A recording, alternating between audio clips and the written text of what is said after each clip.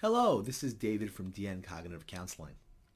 Today I want to talk to you a little about confirmation bias. The idea that your thoughts, as you get evidence that comes, seem to always go in the original idea that you had. So, if you like a certain individual, if certain facts go against them, you go, that's not possible. If certain facts go in favor of them, you see I was right. This is the aspect of what we do when we have confirmation bias. I'd like to talk about it in terms of Governor Mario Cuomo. It's very scary to me how the media has portrayed Governor Cuomo as this humongous savior who has saved New York basically with his great leadership. At the same time, the media tears down the President of the United States for his missteps and problems. Not to saying that there's not truth to both sides. The problem is that people see only one side of a story, and they only believe one side of the story. Me being in New York and understanding what's been going on, I can honestly tell you that it has absolutely been horrific. We've been very lucky that after a little over 2 months that the cases numbers have finally started to come down. But the truth of the matter is, if you take a look at New York compared to the rest of the country, it's not even close. New York is a pandemic comparatively to any place else. New York's total cases were 348,655 till the 12th of May. Total deaths have been 27,175 in New York alone.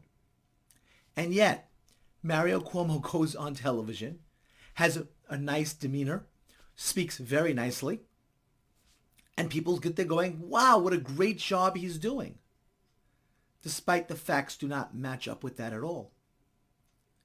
It is May 12th. 4 days ago, maybe 5, they started closing the subways down at night to be able to clean them and get people off them. 4 to 5 days ago. This is May 12th. The reality is, if they would have done this correctly, they could have had this all taken care of in a 4-week period. The virus only lasts 21 max in terms of the research they say in somebody's body, which means that if people were truly quarantined for a 21-day period and nobody would be able to give it to anybody else, the virus goes away. That's it, it's done. The sad part is that's not what happened. The quarantine was half.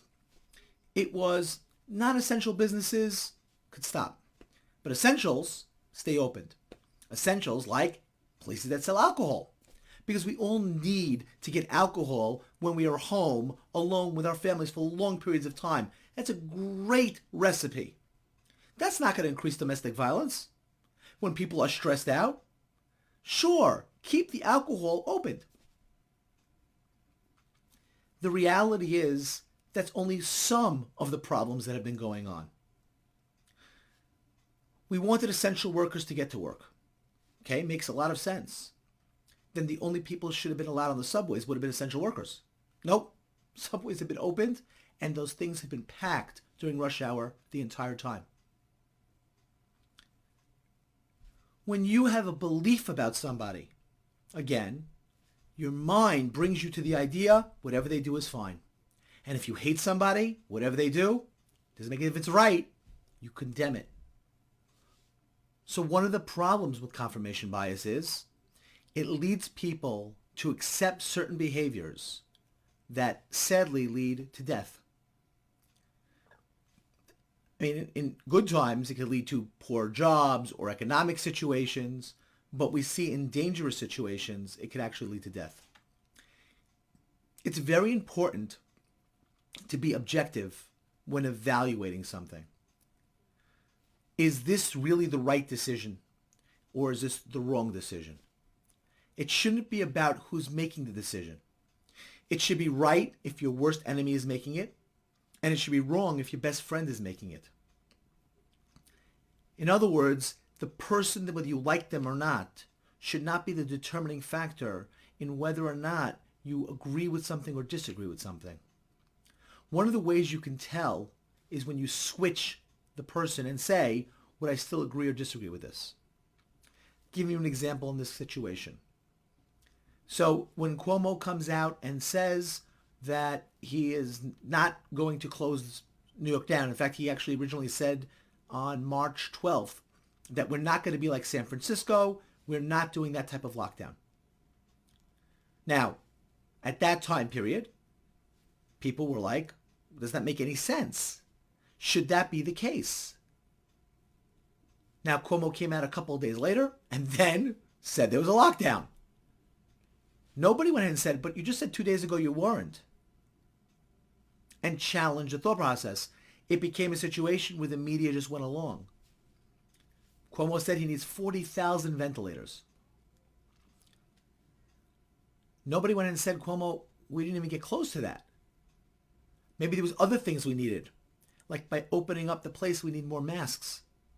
And more, not masks that just go over your face, but the N95 masks that actually are more likely to stop a disease that is airborne. And if you put those masks in more of people's environments where they are more protected, then we're more likely to have less of contagions. But again, the problem is that when you're just being a cheerleader, when you're just saying, well, it's great that they give a nice speech and they talk about how beautiful they are and how an eligible bachelor they are, it's not really helpful to the people whose lives are falling apart, businesses are falling apart. This has real consequences to real people, to real families. I'm very glad that the government took a time to bail out people by giving them some money based upon their situations. But we all know that it wasn't enough. It wasn't supposed to last this long. And the reason why this has lasted this long has been mismanagement across the board. And again, the mismanagement in specifically New York has been worse than every place else because the numbers are worse than every place else. And to say that every place else should have the same rules as a place like New York, given what's been going on, doesn't make sense. If you see there's more of a problem in one area, then you should handle the problem in that area. I remember when this thing first started, and I was telling my colleagues, this is going to be much, much worse because it's not like SARS. SARS was actually, we did a really great job of putting an end to its spread because the questions that we asked, the identification of people, and the way that it got transmitted was through symptomatic people. So when you identified the symptomatic people, isolation, great. This was traveling very early on asymptomatically. Yet the top-down information that they put out was, don't worry about it. Go, be okay. Keep everything open. If you remember, the reason why de Blasio, and by the way, he's been blasted, rightfully so. But originally him and Cuomo were on the exact same page. But somehow Cuomo got whitewashed from the behaviors that he's done and the choices that he made. And people are like, he's done a great job. De Blasio, he was the problem.